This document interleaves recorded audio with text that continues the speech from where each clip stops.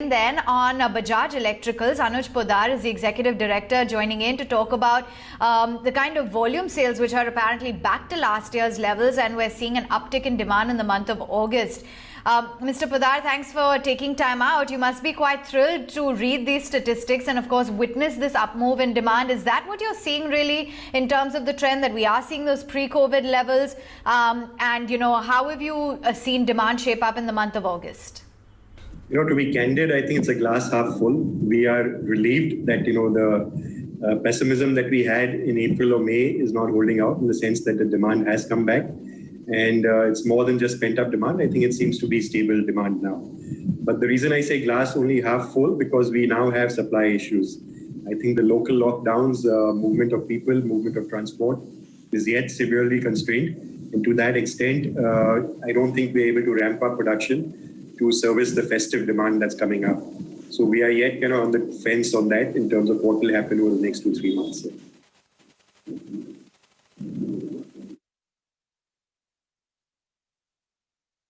Now, kitchen appliances as well have seen quite a surge in demand during the lockdown. Are you seeing heightened demand for these products? What is your expectation from the festive season, and which are the segments where you are seeing sustained growth even in times of a lockdown? Yes, so I think kitchen appliances clearly have been the leaders in terms of demand, and this extends across the appliances: oven, toaster, grill, induction cookers, blenders, etc. All of them are seeing heightened demand because obviously people are spending more time at home, cooking more, engaging with their appliances more, and I think that will continue for a few months. But like I said, I yet want to highlight, I think this will continue into the festive period. But the supply side, we are running on very thin inventories. We are not, to my mind, stocking up or being able to stock up enough the way we would normally stock up ahead of festive seasons. Factories are not running at 100% yet.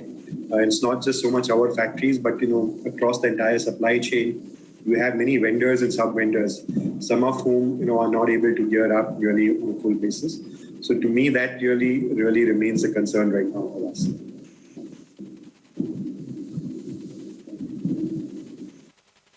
Anuj, to add to that, the Bureau of Indian Standards as well as the Bureau of Energy Efficiency have raised their quality standards significantly, I understand, and it is applicable from October 1st.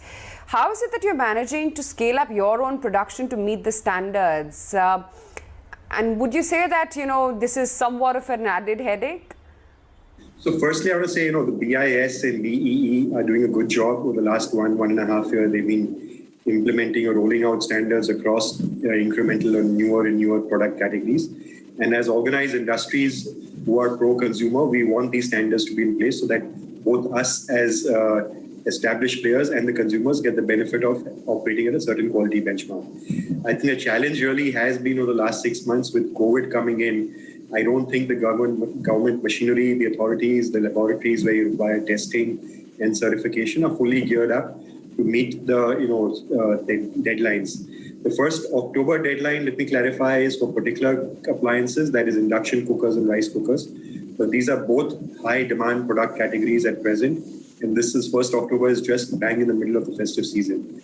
Unless we have these, either the certifications in place, but frankly it's too late right now, or there's a revisit of the deadlines, I think we'll be stocking out on some of these products. And it's not just us as a company, but us as an industry. Similarly, there are certain other products that come up on December, etc. So they have phased these out, but I think we're running behind the curve on all of these deadlines right now for obvious reasons. Yeah. So we are engaged with them. They're talking to us, but we need to see some relaxation on this.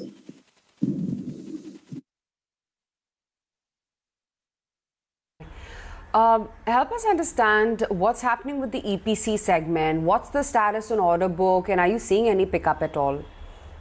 So EPC is a bit of a lag on the comeback. It is very labor intensive and dependent. Labor is not back to sites in the quantums that we need them to be there. There are severe restrictions on movement of labor between districts and states. The EPC projects mostly are in states such as UP, Bihar, etc. And these are states where the COVID curve is actually accelerating right now. So that, I think, we are at least a couple of quarters behind on the EPC thing. And I think the earliest we can hope for a pickup there is October onwards. Because monsoon anyway is not a great period. So that will remain a suboptimal performance for a quarter or two.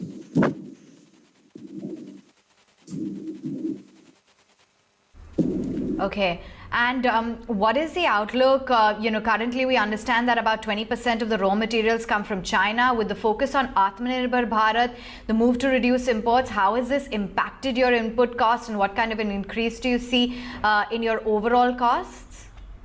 So just to clarify for us, it's little under 20, closer to 15% of the finished goods that we import.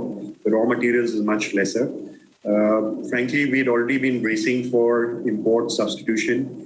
Even earlier on in February in the budget too, the customs duties were hiked, and therefore we've already been working on that. I think in another 6 to 12 months, there should be varying levels of products that we should be able to source either from other countries or from make within India. That said, there may be 1 or 2 item categories that may continue from China, but we'll look at that as that goes forward. So to me, really, that's not the big ticket focus for us. I think we are largely 85% plus Indian sourced. And to us, it's really the Indian supply chain that we're more focused on fixing right now.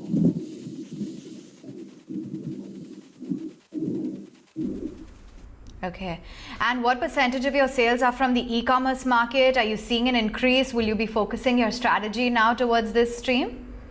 Absolutely. So e-commerce for us is about 12% of our total revenues. It has been growing at very, very high double digits for the last 2-3 years.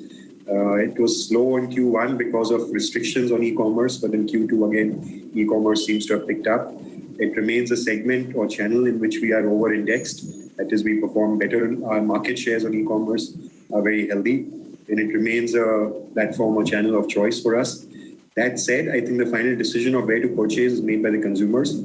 So to us, our general trade is equally important. So we do not exhibit a certain bias, except to make sure that we are present and able to fulfill and service all the channels such that the consumer is free to make their choice.